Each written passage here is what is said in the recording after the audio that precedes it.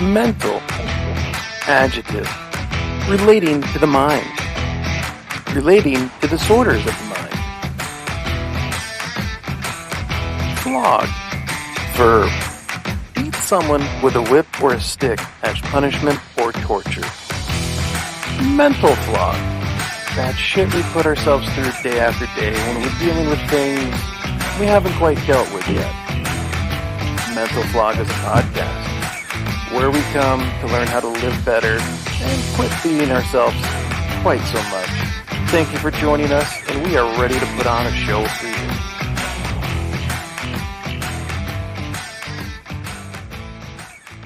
All right, everybody, welcome to Season 2, Episode 5, Situationships. We are back for another fine episode, and we appreciate your understanding because our releases have not been on time. And as Jeff and I can attest to, things have kind of been, well, fucking mental lately.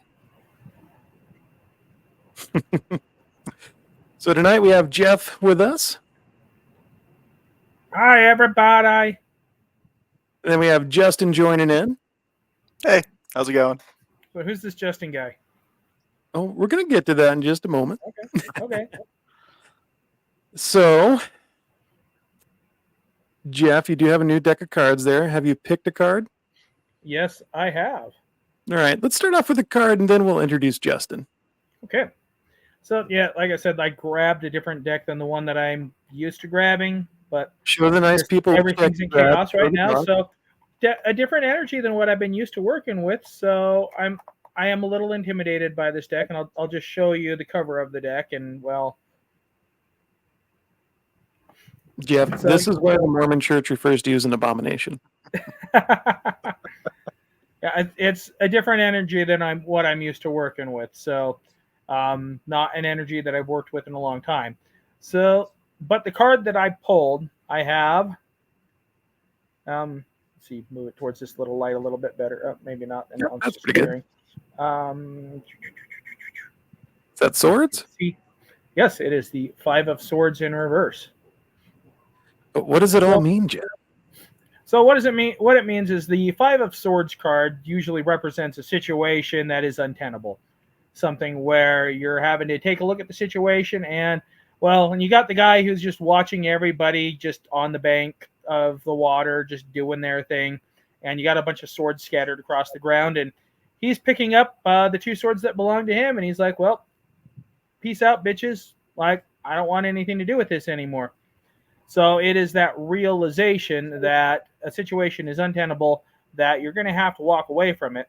Now, you turn that upside down, and that's telling you, hey, this is a good thing. This is a situation that can have a peaceful resolution. You realize that, yeah, it's over, but it doesn't have to be ugly. There can be a resolve to the situation at hand if everybody can just, well, be adults about the situation.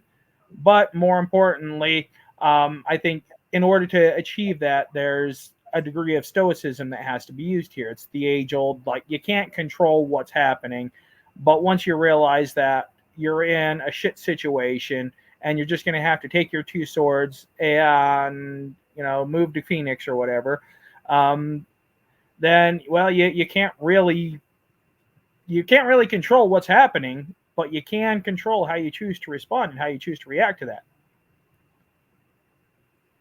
I think that is a very frigging fitting card for tonight's episode. Indeed. Well, fantastic. Now, Jeff, let's get back to your previous question. Who in the hell is Justin? Yeah, who are you? I'm me. So, a little about me. I was born and raised here in Utah. Had a very not so fun childhood. When I was 19, I'd graduated Job Corps and decided that another state was the right move to make. Flew off to North Dakota for a few years, made a lot of mistakes, learned a lot of lessons. Came back after, it was about 3 years. And, just kind of been here ever since. I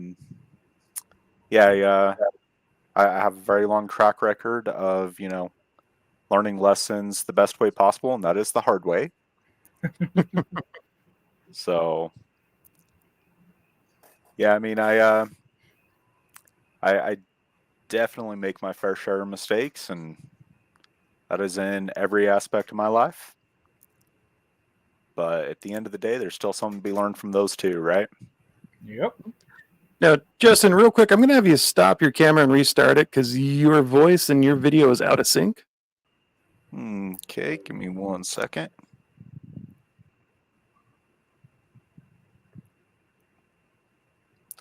Okay, is that better?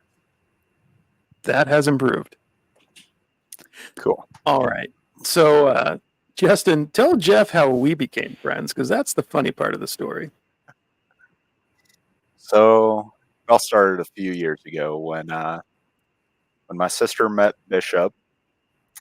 Not entirely sure where, but my Tinder. Cool.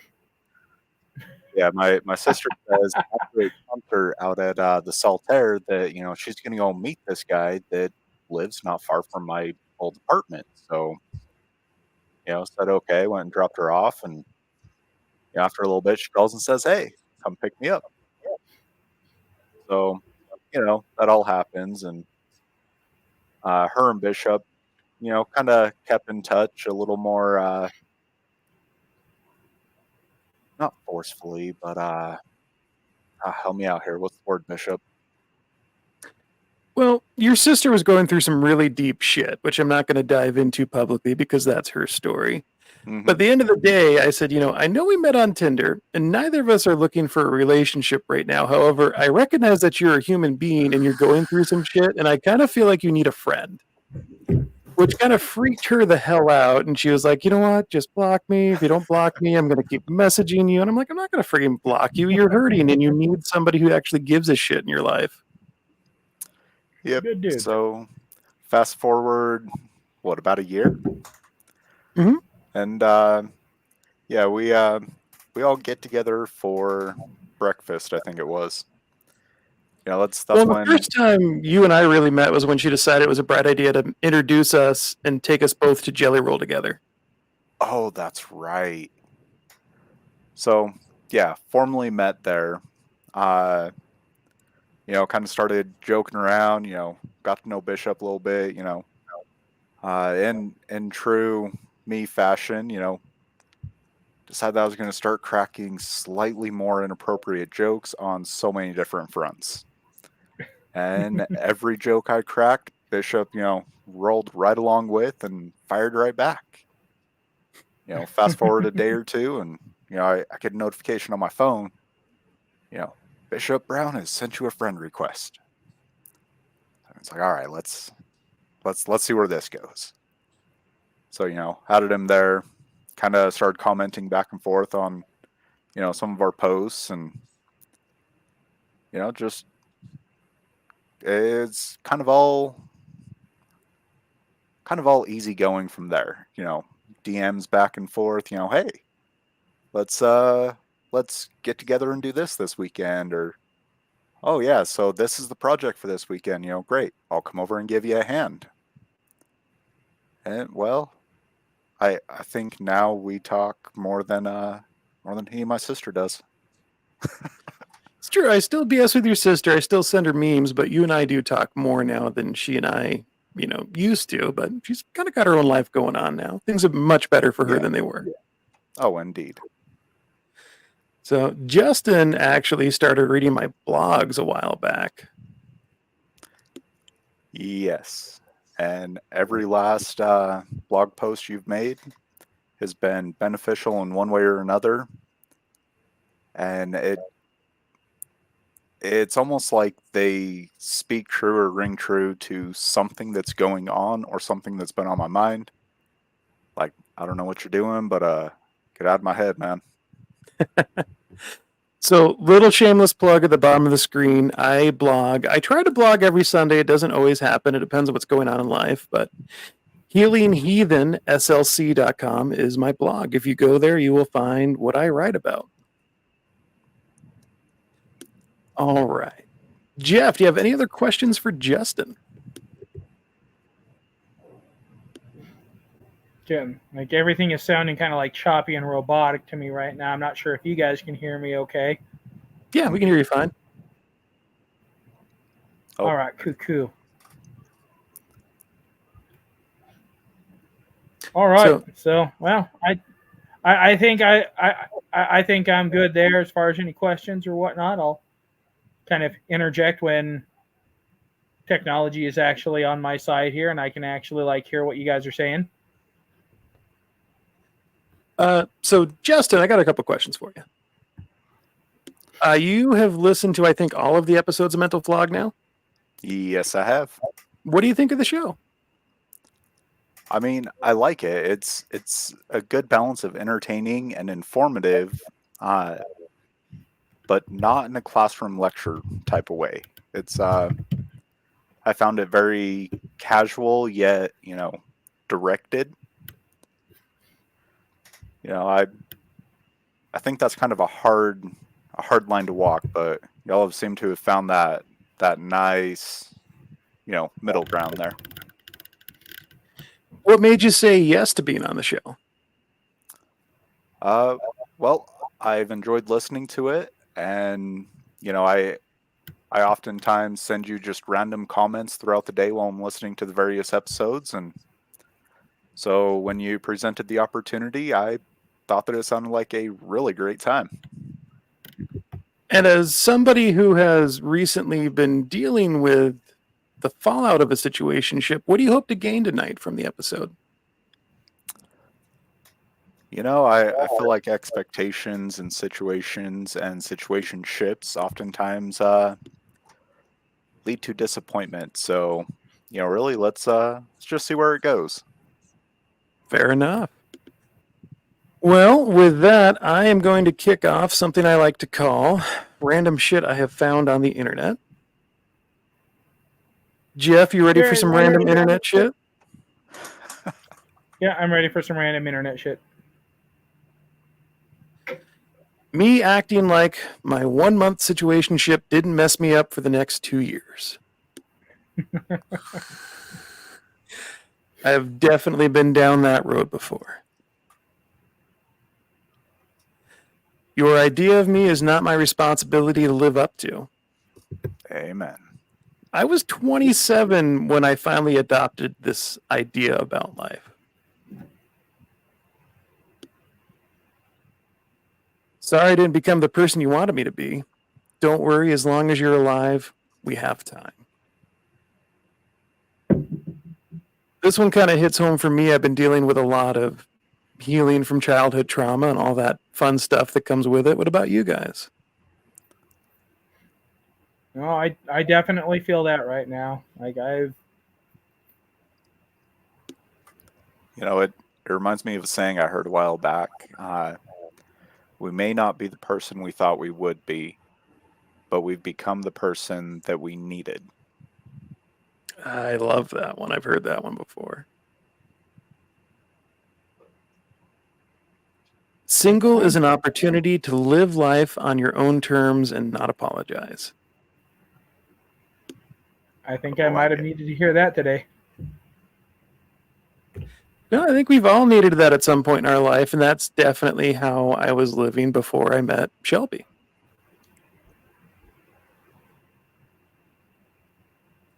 Staying in a relationship just because you love somebody is not worth it. Love is not all that you need. Respect is what you need. Time is what you need. Reassurance is what you need.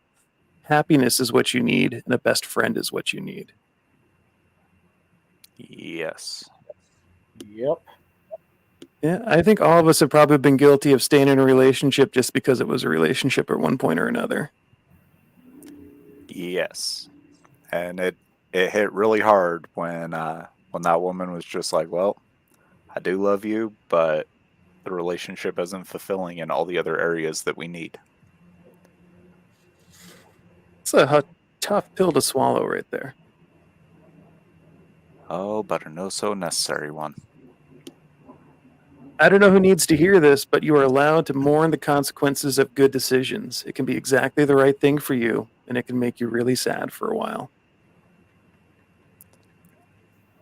Yeah, you sent me that one the other day. I've said this to both of you. Yep.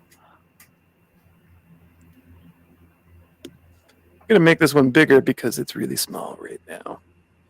What is a situationship? A situationship is an entertaining but complicated in-between phase of being more than friends, with benefits, but also an arrangement that deems you to be less than official.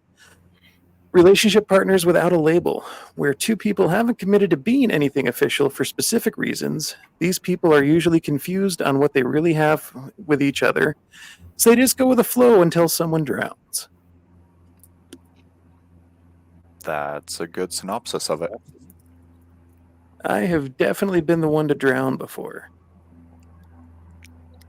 Make this one bigger because it's also small now. Yeah. Like, what's with all these like tiny pictures that you save? When you ask your friend for advice on your situationship and they're a little too honest, how not to cry.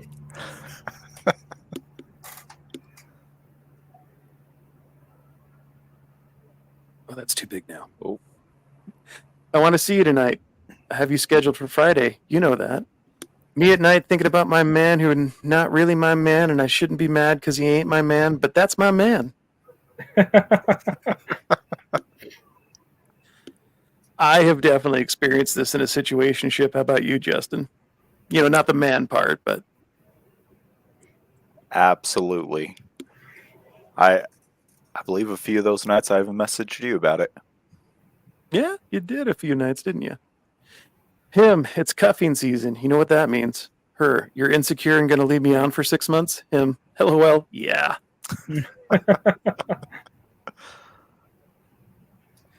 She can't answer you. This is the way she's been since she was ruined by a 3-month situationship.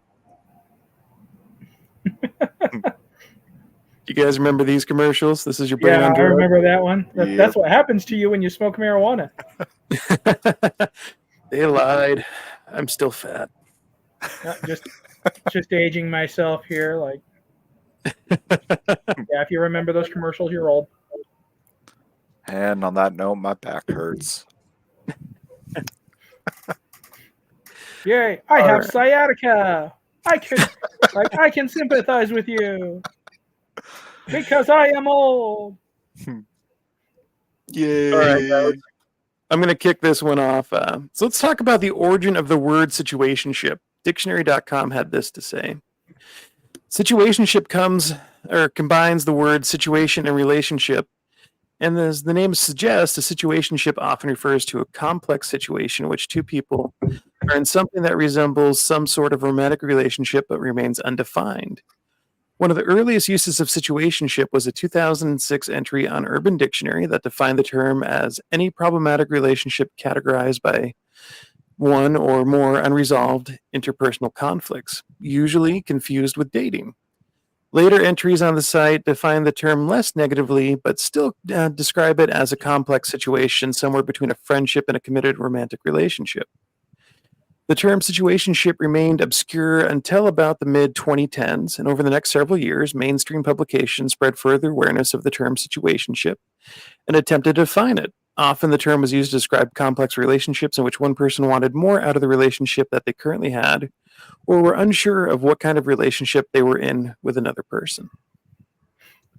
Which, I mean, I find that tracks because I didn't really know that word when I got married back in 2007, and when I got divorced in 2017, well, I soon found myself in a situationship, so that was a new age problem. So what does situationship mean? Situationship is a romantic or sexual relationship that is undefined and non-committal. People in a situationship are more than friends, but less than committed romantic partners. The term situationship is often used to describe a broad range of relationships that involve romantic and/or sex, and sources often differ on a precise meaning. Common among many definitions of a situationship is a lack of commitment. In a situationship, either one or both of the people are not willing to commit to a long-term relationship with the other person at that moment. Also common among situationships is the relationship's undefined nature. People in a situationship may have not discussed what kind of relationship they are in, or may not have even acknowledged that they are in a relationship. The two members of a situationship have typically not seriously discussed their relationship with each other. So each person may have a different idea about what exactly that relationship entails and where it will go in the future. A situationship is often discussed as being similar to friends with benefits, a relationship, but usually involves sexual activity without a commitment to be exclusive to each other.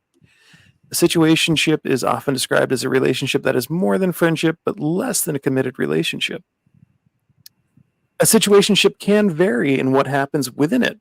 It could involve casual sex, romance, dating people, spontaneous meetings, a lack of plans, a lack of emotional connection, or possibly all or none of these things.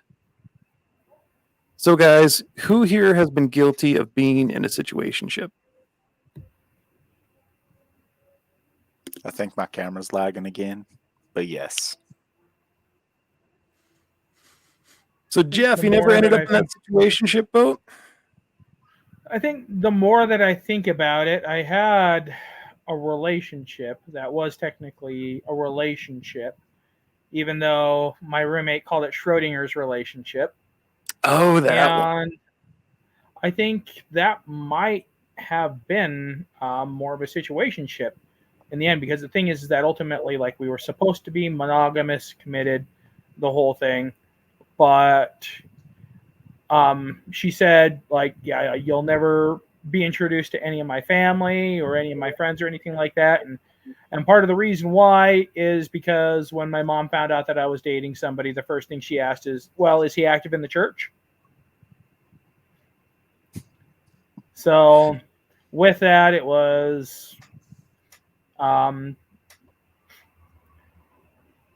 just as time went on, we kind of saw each other less and less, even though the relationship was supposed to be, you know, it was supposed to be still there.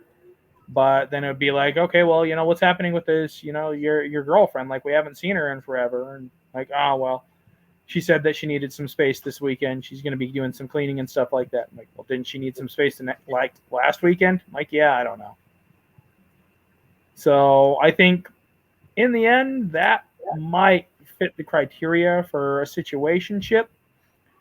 Um, but I also kind of take a look a little bit from the book that I always mention, Conscious Loving, where it talks about a higher, more evolved relationship, um, where people are able to like overcome like all of the drama, all the codependency, where it's one where instead of inflicting trauma upon each other, you're healing your traumas together and overcoming codependency and things like that. And says until you reach that level, you don't really have relationships. You have, well, and this is before the term situationship came about, because I think the book was written like in the 60s or 70s or whenever. But he says until you reach that level, you don't have actual relationships. You have entanglements.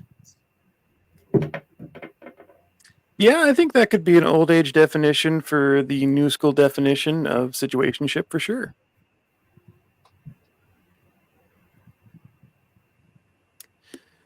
So it sounds like at one point or another, we've all found ourselves in a situationship.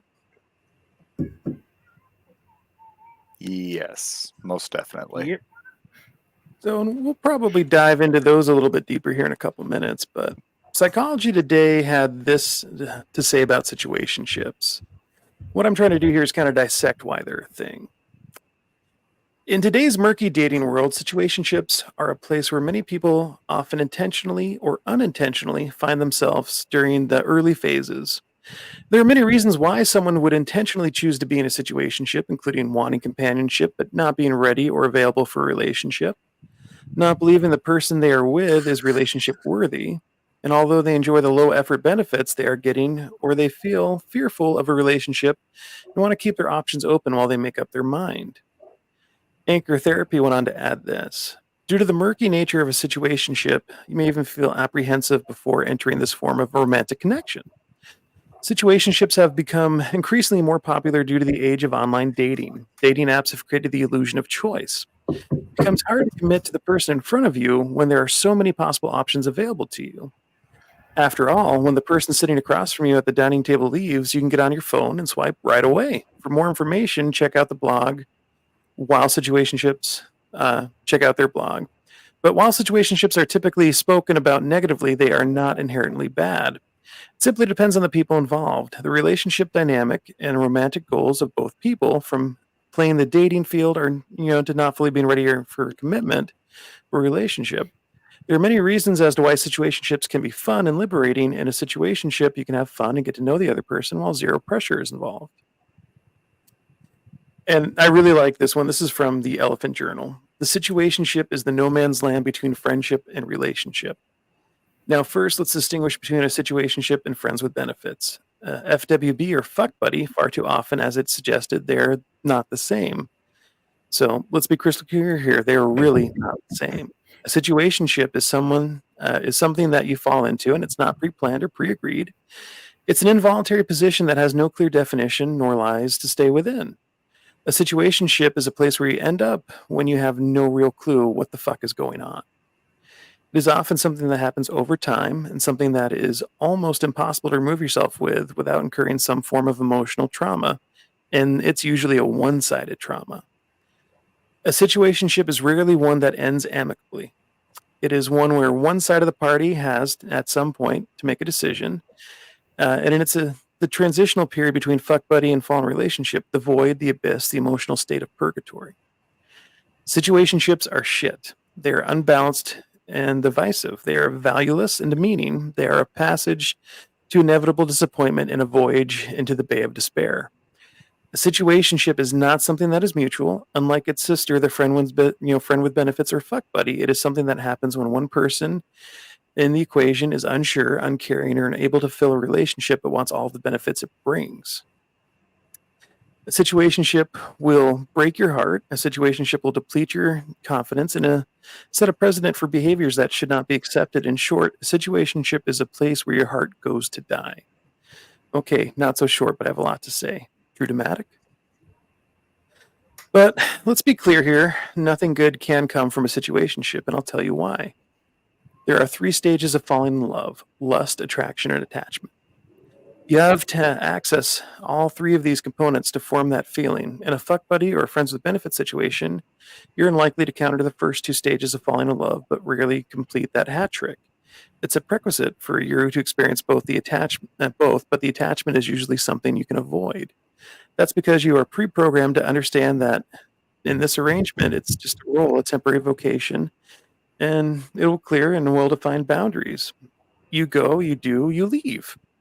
The situationship leads you straight through the three levels. You go, you do, you stay, you cook dinner, you laugh, you go for walks, and you engage with each other's friends.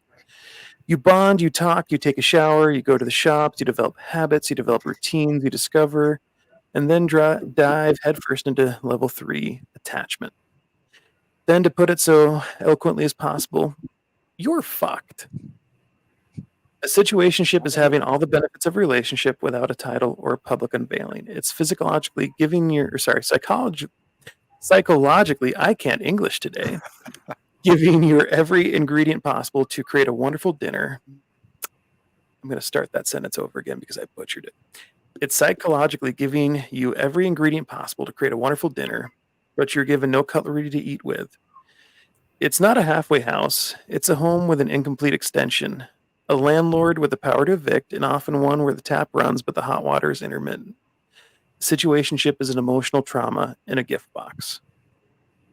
So let's talk about situationships, guys. Did any of that hit home from prior experience? Mhm. Yes. Absolutely did. I think that last one is really my favorite because it poetically just describes how fucked up you end up being in a situationship scenario. So, how did your guys' situationship start? A comment on a Facebook post. My most recent one. I shared a memory on Facebook from North Dakota. It was like the week of Christmas, or no, it was the beginning of December. And I taken a screenshot of the weather, and it finally made it to like 0 or 1 degree outside. Well, that was the first time in months that it had been above zero. So I took a screenshot and I posted it on Facebook, talking about how fantastic the weather it was. Well, I shared that memory with the comment of, a lot of times I miss this place, but I don't miss this weather. I should go back to visit sooner. Just something along those lines. And she had commented on there. First time we had talked in like 10 years. And, she was like, yeah, you shouldn't go back. Well, we exchanged a few comments back and forth, and, it ended up being a DMing conversation from there. And that was day one. From that point on, it was all day, every day, just chatting back and forth, and you know, it was all downhill from there. As it happens. So, why did you accept the situationship?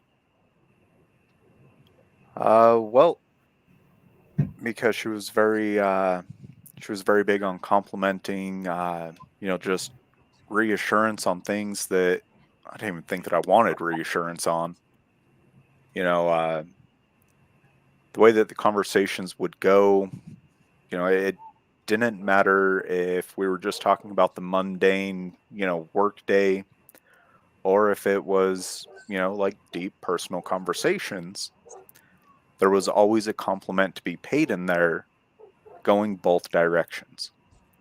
So, we were both getting the affection that we wanted, and there was a conversation had about, oh, she's not ready for a relationship right now.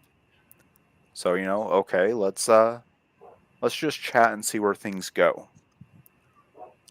So she was the one to set that boundary that she wasn't ready for a relationship. Yes. Did you feel like there was a possibility that you might be ready for a relationship? At that point in time, no. That I'm not going to say that quickly changed, but it certainly did change over the course of about a month and a half.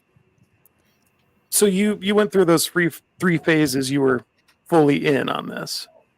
Yes. And at that point, when you were fully in on it, did you ever ask her about an actual relationship, or did you stay silent to respect her boundaries? So we had discussed it a few times, and just every time it was, well, I'm super busy with work right now. I don't have the time to commit to a relationship. Just things along those lines. And did you feel your heart slowly dying inside of you every time? Yes. It got really bad after about a year. That's when the replies and the conversation just kind of slowly started to die down. Went from, oh yeah, hey, I've got 30 seconds. Let me pull my phone out and reply to this message to, hey, I don't think my watch has gone off since lunch.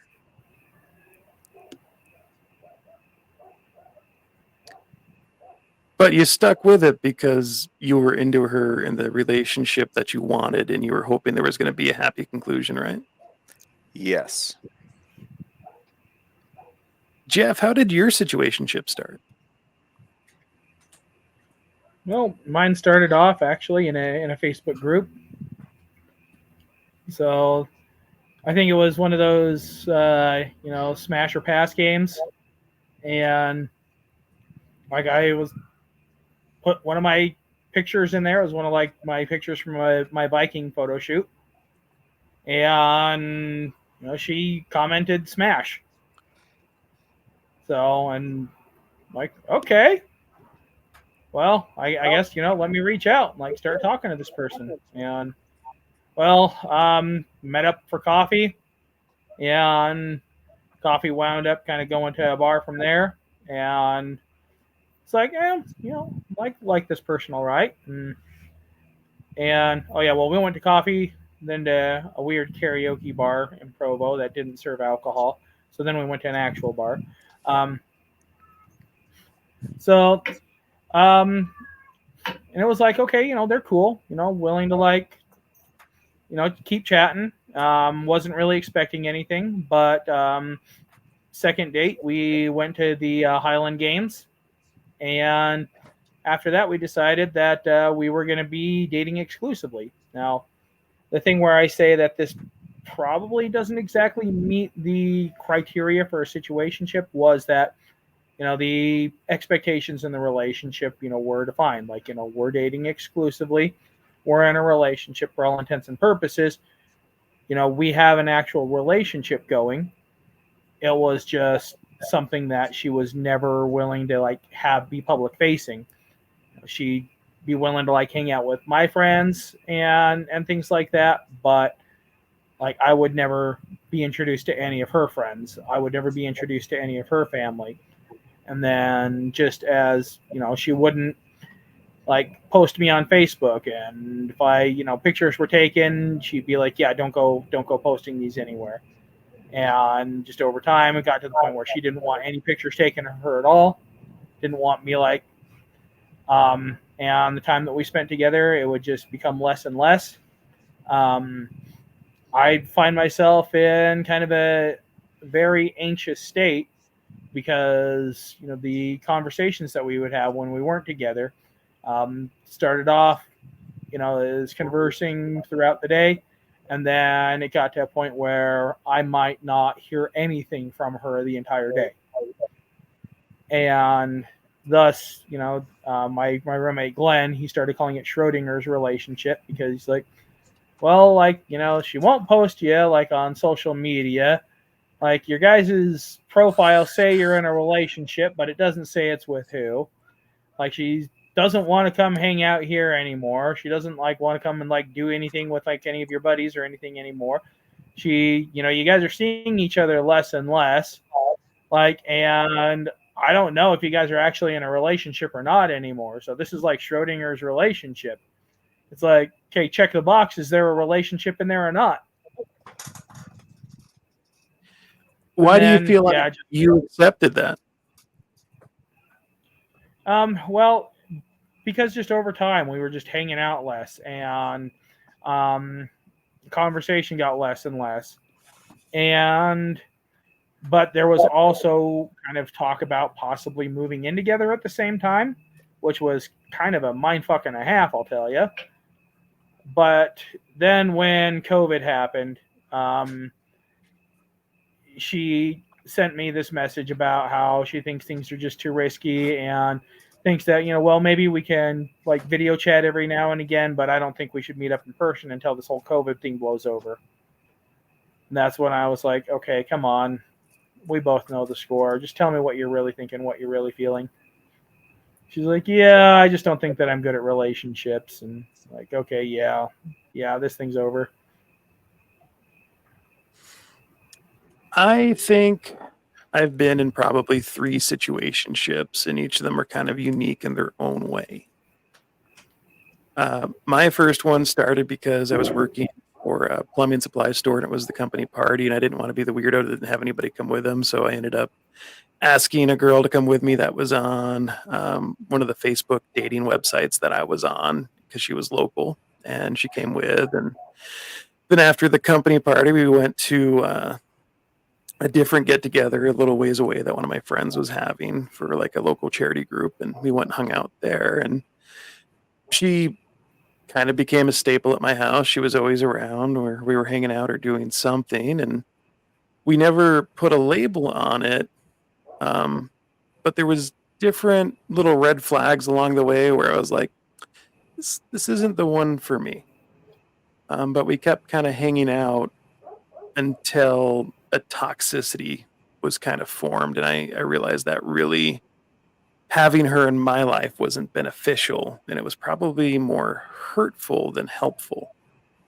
And this happened, I mean, December 2017, August of 2017, my marriage ended. So I wasn't ready to jump into a real fully committed relationship. So I think that's kind of why we ended up in a situationship. but I don't think in the end it benefited either of us. The second one I'll go into a little bit later, but the last one was one where my coworker actually wanted to introduce me to her sister and wanted us to go out and date. And her sister was in her early to mid 20s and had two kids and everything and this and that. And we went out, we had a date, we had fun. It was fun. Went to some family events and everything with her. And there was this one guy that she always kind of had a crush on. And me being me and kind of going through my past bullshit, it slowly started to feel like she was having me around, kind of hoping that maybe I was going to make him jealous because I was around, which I don't think ever worked out because he wasn't interested in that way. But the replies became kind of slower and less, and there was a lot of drinking and kind of some drama going on in their life in different ways in the family. And it just kind of felt like it wasn't a good fit. And truth be told, we honestly ended up kind of ghosting each other. She was having car problems. I respond back because her brother-in-law, I was like, well, hey, it's a good thing your brother-in-law's a mechanic. He's there to help you. You got some support. That's awesome. And then she didn't say anything. A day and a week, months went by. And she randomly messaged me 4 months after that, just wanted to update you about this in life and blah, blah, blah. And I never actually opened it or responded to it at that point. I didn't see a point in it. It didn't seem like it was working. It didn't seem like it was healthy. I don't think you were really interested in me, but it was kind of nice for you to have somebody around for a little bit and see if it helped rekindle this other love interest that wasn't working for you. So I bounced. Any questions for me, gentle?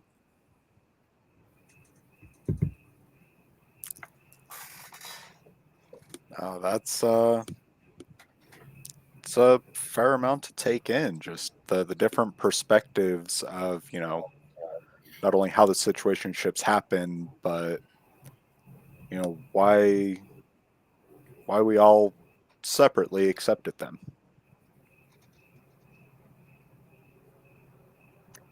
I think in its core, when we accept a situationship, I think it's because there's an insecurity or something unresolved in us that makes it feel like it's okay to accept less than what we deserve because our level of what we think we deserve is kind of low. Agree or disagree? Agree. Middle. I think sometimes it's that we're getting what we think we deserve, but not entirely what we want. Fair point. While granted, and I'll use my own situationship for this, for this example. I was getting everything but the title, from that situationship. And I was content with that despite wanting more. So it's not always necessarily that, we think we don't deserve more. I think it's more about what we're willing to accept. I can get behind that. Well, and I think in a certain aspect of it, there's a fear of the pain of something ending.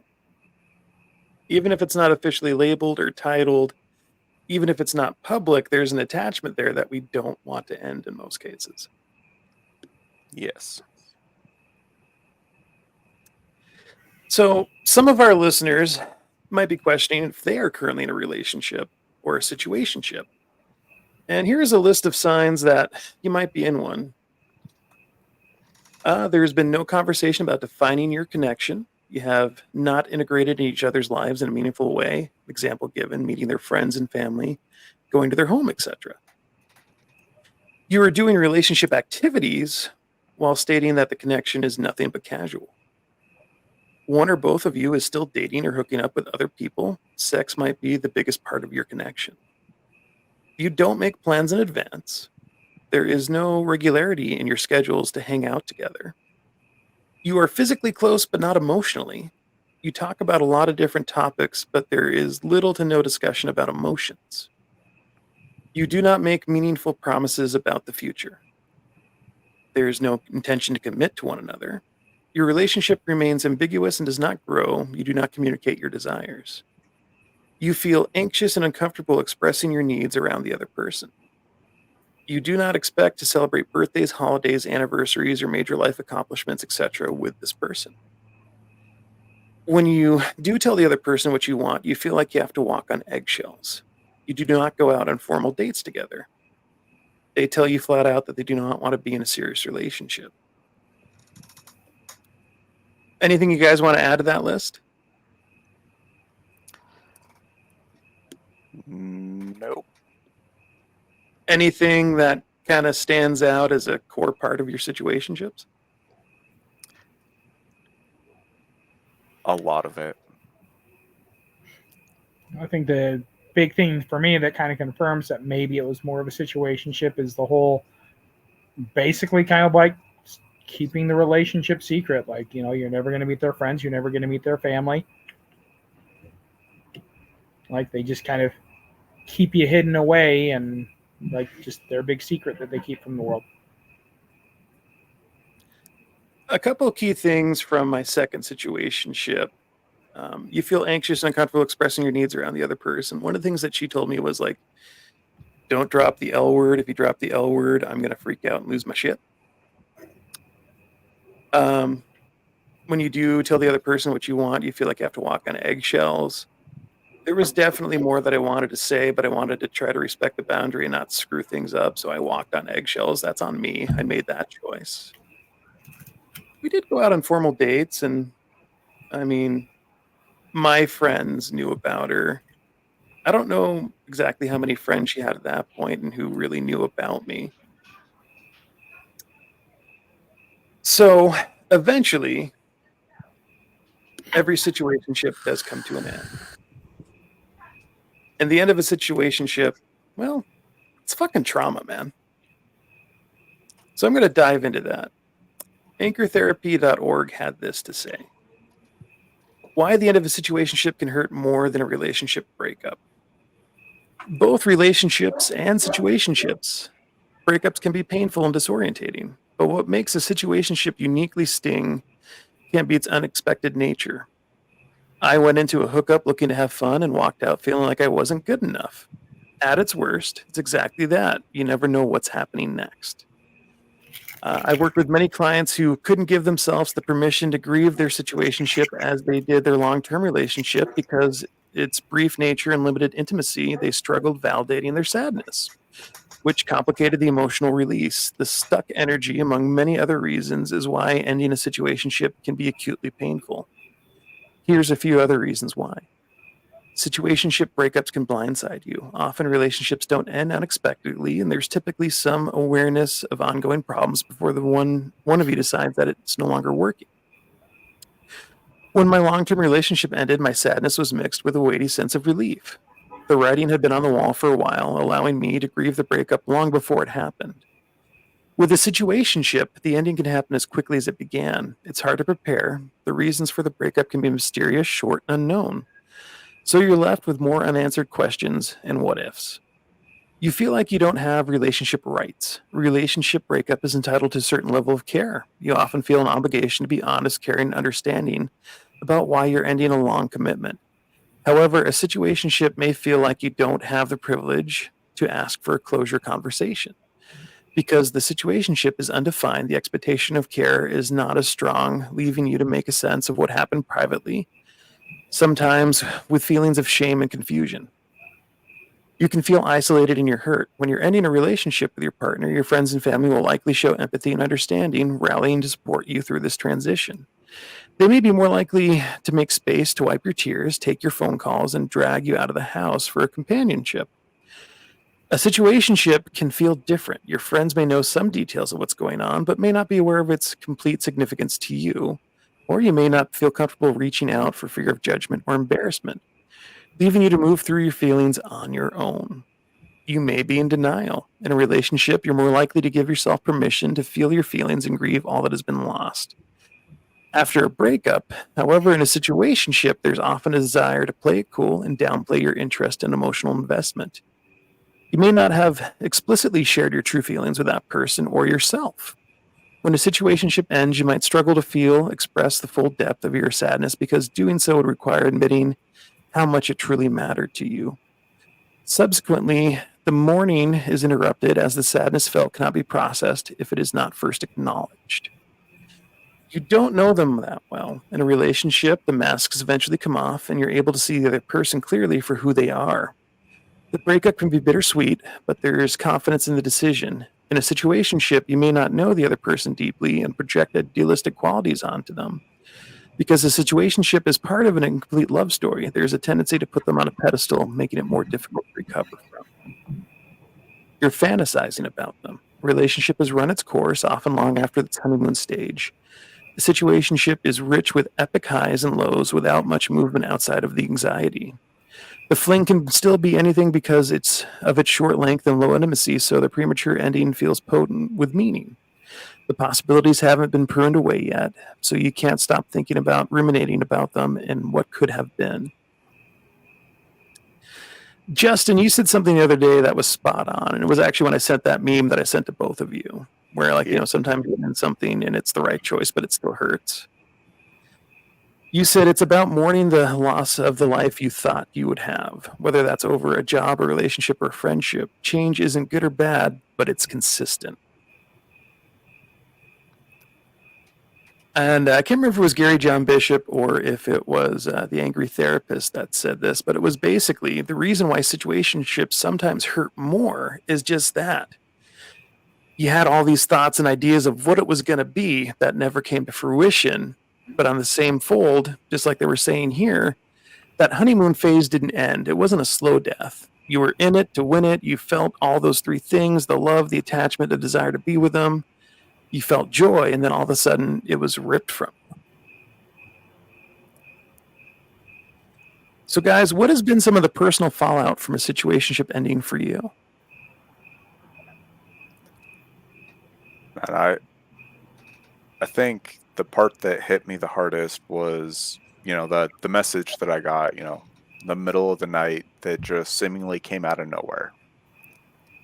You know, like was stated just a minute ago, I was stuck in that weird gray area of, okay, do I have the right to be upset about this? I mean, we were never actually in a relationship.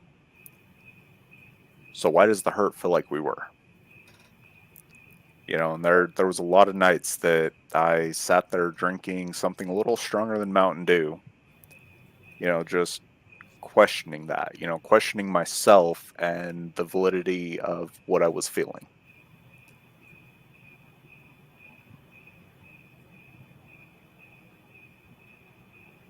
What about you, Jeff? What was the fallout when your situationship ended?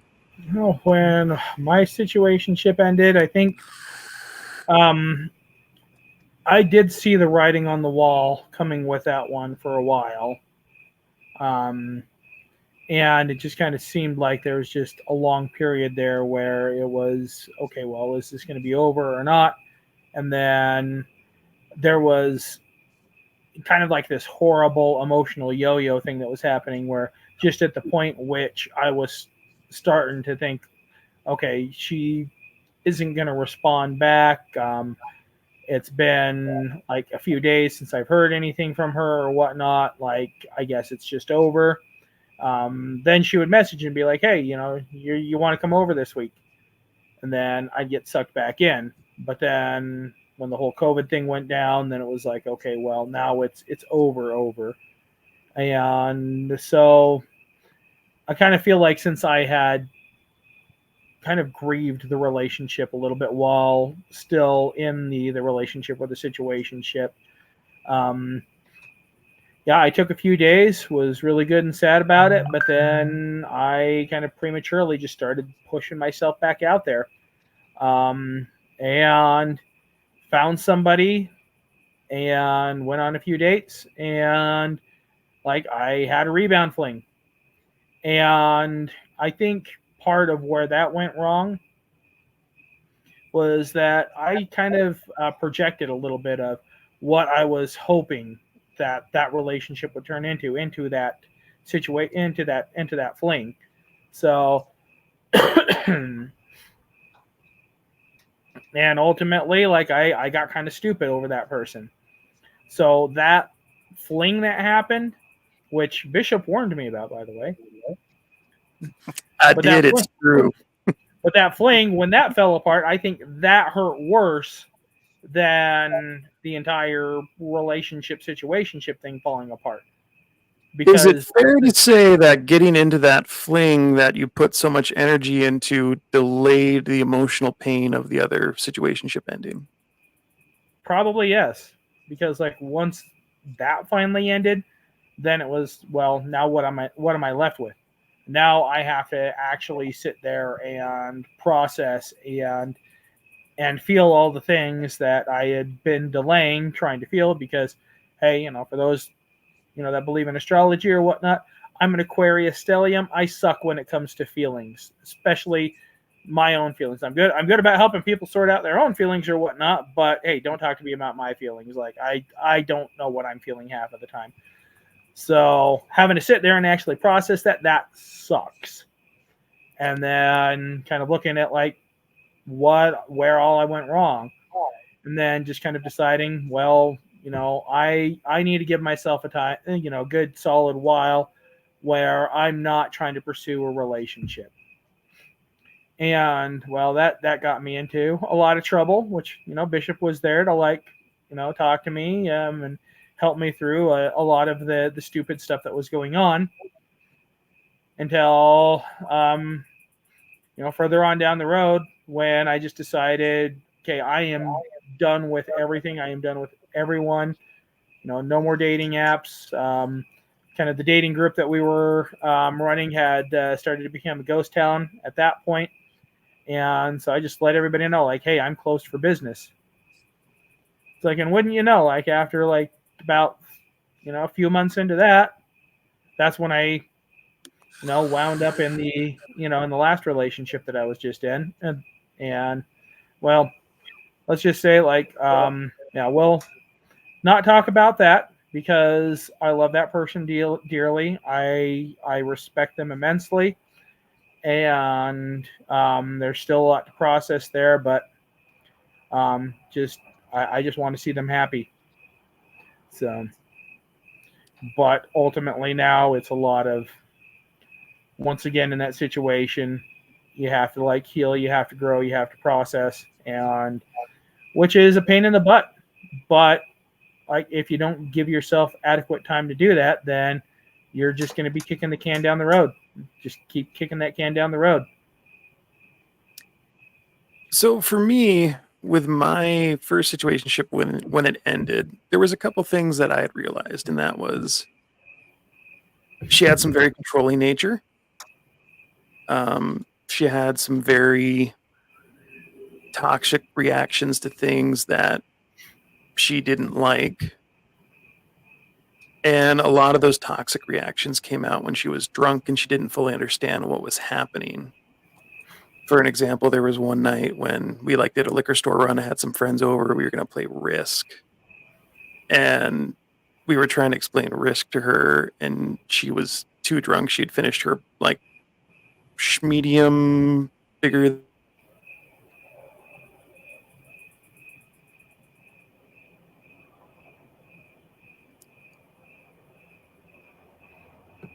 Did we lose Bishop?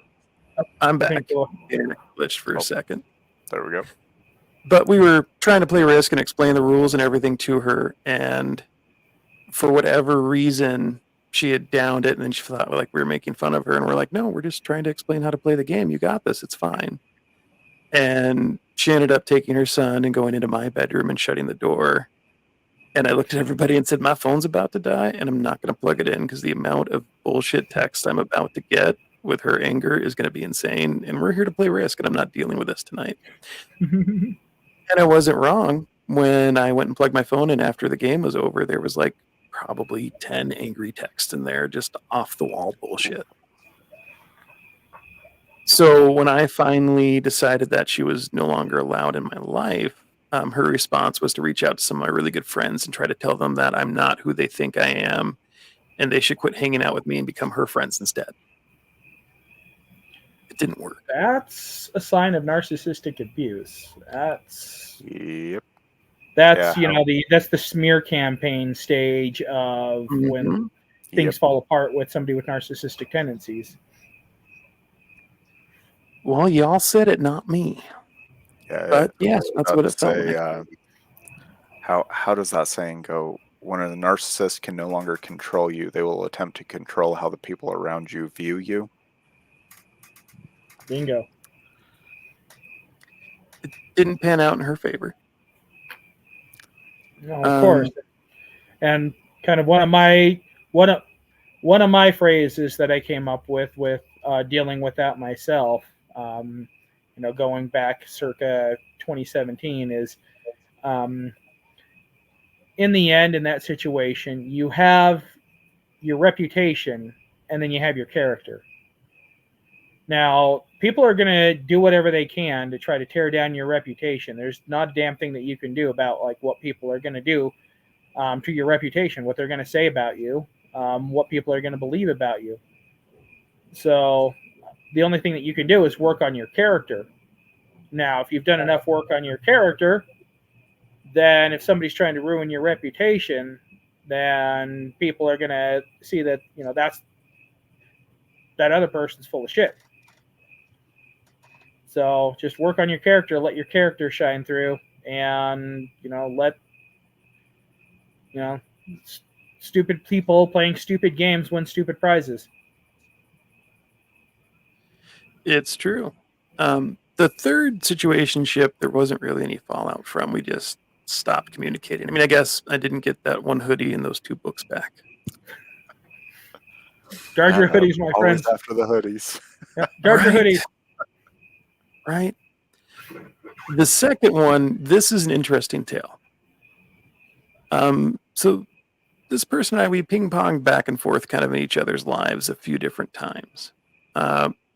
Started out as a hookup from another friggin' Facebook group, became friends, communicated, flirted, kind of parted ways, like we were both doing different things, but we still BS'd every once in a while. Ended up selling her a car when she was in dire need when I was working for one of the bigger dealerships down in Provo. And then kind of started flirting, talking, and then all of a sudden somebody who she'd gone to school with that she had a crush on like popped up back in her life. She started seeing him and I was like, oh well, that sucks. And then she disappeared off the face of the earth off my Facebook. And then lo and behold, one day I download Facebook dating and I'm swiping and there she friggin' is. And this is one of those, like, I had been thinking about her. It was like I had a relationship that ended and I was kind of like, man, I wish this person was still around. She was pretty fucking awesome and I would love to have a chance to be with her. And there she was. You didn't, did you? I know what you're talking about, Jeff. Did you? Did I what, Jeff? Oh, you did. What did But I do, did you Jeff? learn? But did you learn? Manifesting hurts.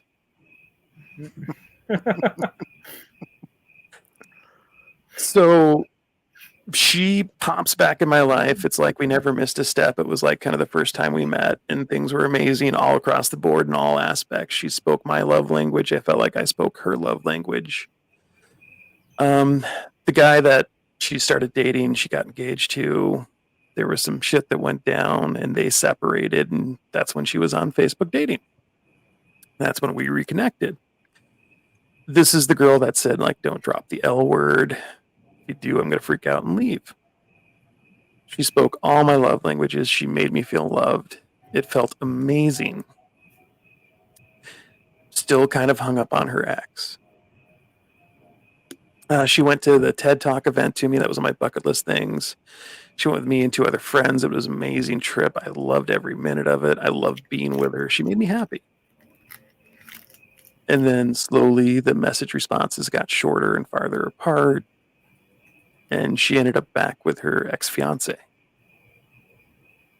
And this is kind of when Jeff and I, right around the time Jeff and I became friends. The night that she finally tells me that she's back with her ex, I had a friend over, and then another friend came over, and that friend brought her friend. So it's me and 3 girls in the house drinking, and it's one girl's birthday. And I just got this heartbreaking news, and I'm a little schnockered. And then the one friend's like, I want you for my birthday, but if we're going to do this, everybody has to play. And that's how I had the worst foursome of my life. It was probably one of the worst choices of my life. So you know, the worst foursome of your life. That indicates that there's been multiple. I don't know what you're talking about, sir. Right. I am a sweet, innocent angel. Oh, Sweet and innocent. you know, Bishop, we've met you before. There's no there is no amount of manifestation that will ever make that true. Somebody on the internet thinks I'm sweet and innocent. I don't know who it is, but I'm sure somebody does or did. Until you guys ruined it. Yeah, I was wrecked. I knew it was coming. I saw the writing on the wall, but I was wrecked. I wanted so much more out of that relationship, and I knew her deeply, and it fucking killed me.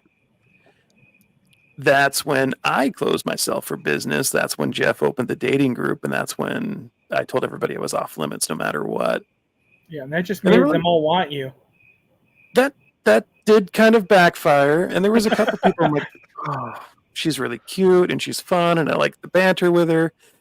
And I would mention it to Jeff, and Jeff would mention it to them, and they'd be like, shoot your shot. And then I'm like, no, I'm not going to. I'm really fucked up, and as much as I want to, it's not going to benefit anybody if I try anything with anyone right now.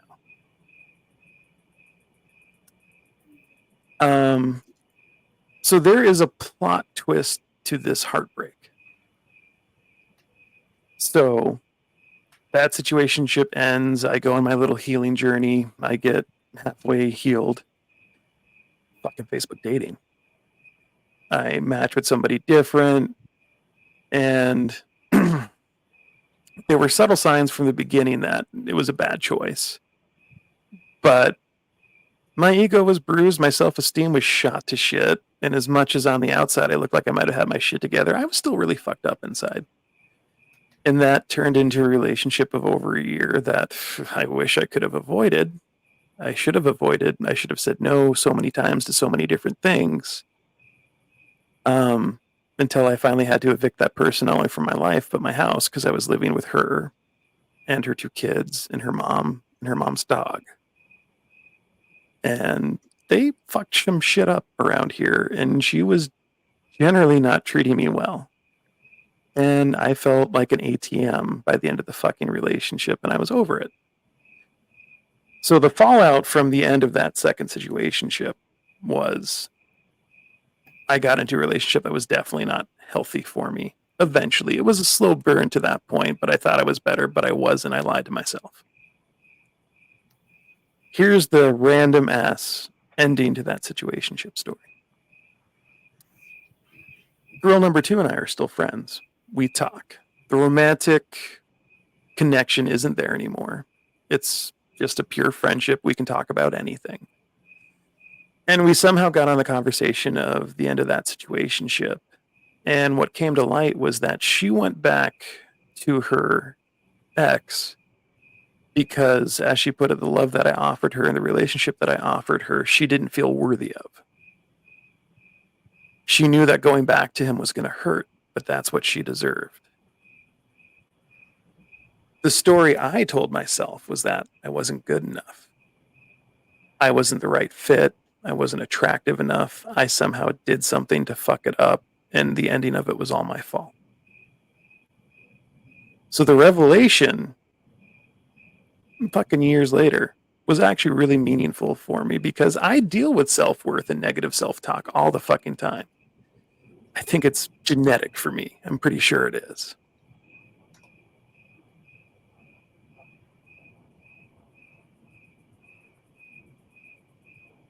I think we lost him mid-thought again. I'm back. Okay. The thought of, or the shot of fuck off that conversation was to my self-worth issues was pretty miraculous.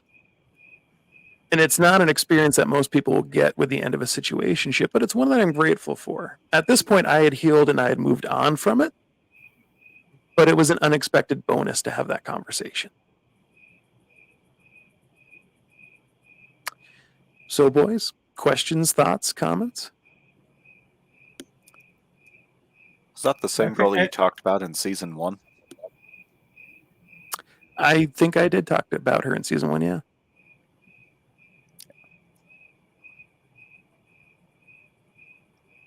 That was just totally random. But Well, I think Well, we all need to get ironically- together and play Risk at some point. That sounds awesome. It would be a good time. so Ironically, she read my blog when I was writing about her. And that was a whole conversation of, like, why the fuck didn't you tell me that I hurt you? And I'm like, what the fuck was my place to tell you that you hurt me? You seemed happy with your choice. And as much as it sucked for me, why was I going to impose my wants and wishes on what it was that you were doing?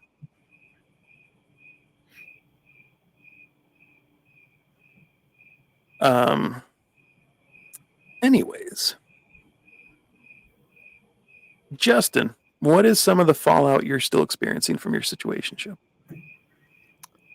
I mean, I still currently feel like I am not in a good mental headspace for a relationship because of that. I'm still working through some of the trust issues that I got from that, just all around, not only believing that, a relationship could be good or beneficial, but that, it's something that I want enough to put the time into. Because I mean, I put 15 and a half months into a situationship, and, well, it was just that, a situationship. Now, we kind of talked a little bit ago about how the situation ends up in only usually one person that's hurting, and that it can be hard to get over because we don't know how to accept the end of it or how to process it or how to feel about it. But let me ask you this. If you were to personally accept that you were in a relationship, if you did love her and you had that connection and it ended well before what you thought was the prime, but you allowed yourself to accept the fact that you were really in a relationship and you were committed to it, would that make the grieving process more obtainable for you? I think it would make the grieving process feel more appropriate. The attainability of it, honestly, I don't know. So, well, one way or another, I mean, you're allowed to feel what you need to feel. That's one of the problems there is, like, this is one of those, okay, maybe you need to take my own advice kind of things. But when you're saying, well, it would feel more appropriate, I mean, you're allowed to feel what you need to feel regarding it. Mm-hmm. Like, you got to move through those different stages of grief and give yourself permission to feel it. Because nobody's telling you, well, I mean, I guess ultimately, like, where's that expectation coming from that you're not allowed to grieve this? You're not allowed to feel these emotions regarding this. I mean, ultimately, feel what you need to feel, but don't act out on other people like what you're feeling, if that makes sense. But I guess that's maybe something to think about here is where is this expectation that it's not appropriate or that you're not allowed to grieve this. Yeah, and that is something that I guess I struggle with. I know that it's self-imposed, and I'm very open to telling other people, hey, you have emotions just like everyone else. Fill what you need to fill, do what you need to do. It's fine to get knocked down, but just remember, you got to get back up. It's fine to be down and out, but make sure that that's just a pit stop in your journey and not your final destination. And like you just said, maybe I need to take my own advice on this one. But also, I mean, healing's not a linear process, too. I mean, no, you never like you might think that you've healed from something, and you might try to move on, and then just randomly, like one day out of the blue, you're gonna start feeling something about something way down the line in the past that you'd like had you might have forgotten about it, but all of a sudden, like, okay, well, now today I'm feeling something for some reason. It's like you still need to allow yourself room to be able to feel whatever it is that you're feeling. Sit with it, feel it, give yourself the time you need with it, and then allow it to pass. But when I guess the analogy that I use when I'm talking to people, when I'm doing readings and things like that, when I say, but when we don't allow ourselves to process, when we don't allow ourselves to feel what we need to feel, and we start to repress those emotions, then you'll wind up in weird situations where you have the weird emotional outbursts. Like you're sitting there in Walmart comparing 2 bags of peas in the frozen food section, and you're bursting out crying, and you have no idea why, because it's got nothing to do with the peas, but you don't know why. You don't know why you're crying over peas. It's like, because it's not about the peas. It's because these repressed emotions will rear their head and they will come out. So either sit with it, feel it, process it, or you'll have to deal with the consequences of it rearing its ugly head in an ugly way later on down the road. Yeah, so there's kind of a, I don't know, I guess concept that I've rather enjoyed over the last, I don't know, maybe 10 years. And to summarize it, go get ice cream. Now, when you're going through something, it doesn't matter if it's a personal relationship, work, family, friends, there will eventually come a time where it's just feeling too heavy to deal with, right here and now. So, go get ice cream. Now, ice cream doesn't have to literally be, the frozen dairy treat. It could be going for a walk or, taking a nice fall cruise through the canyon, going to a movie, just something to get you out of that situation so that you can come back to it with a fresh mind. I know for me personally, I've found that has helped more times than not.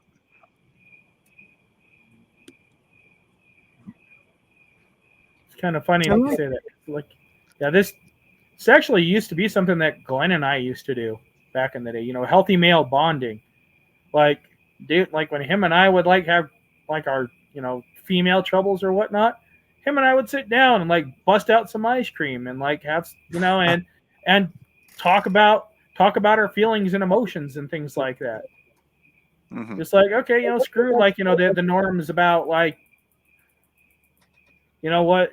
about like talking to your bros about your feelings or whatnot. Like, dude, you're having a hard time. This girl's putting you through some shit. Let's bust out some ice cream and like, tell me what you're feeling here. Mm-hmm. Yeah, and I feel like now's an appropriate time to say, thank you, Bishop. There's been quite a few times he's just dealt with my word vomit so that I could get out of my own head. We appreciate you, Bishop, but Dude, I get everybody's word vomit. I don't know what it is. I say Risk and ice cream. We need to get together and we need to get some ice cream and we need to play Risk. Okay. You're going to have to teach me how to play. Oh, it ain't that hard. So early in the article, they were talking about the three stages of falling in love, which was lust, attraction, and attachment. So, Justin, I have this question for you. Did you lust after this person? Oh, absolutely. Were you attracted to this person? On every level imaginable. Were you attached to this person?